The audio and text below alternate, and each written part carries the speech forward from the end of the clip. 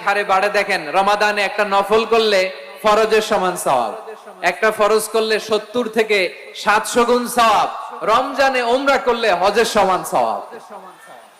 কুল্লু আমালি ইবনে আদম ইউদাফ আল হাসানাতু আশরু আমসালিহা ইলা 700 দি'ফিন ইল্লা সাওম। সব নেক আমলের সওয়াব বাড়তে বাড়তে 700 গুণ, কিন্তু রোজা ছাড়া। রোজার সওয়াব কি হবে?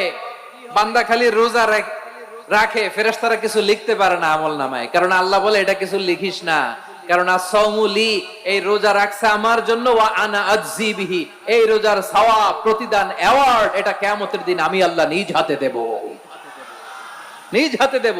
আরেক বর্ণনায় এসেছে ওয়া আনা উজজাবি, আমি আল্লাহ নিজেই হয়ে যাব রোজার প্রতিদান। সুবহানাল্লাহ পড়েন। আবার আল্লাহর হাবিব বলেন ইন্না ফিল জান্নাতি সামানিয়াতু আবওয়াব, জান্নাতের দরজা মোট 8টা, ফিহা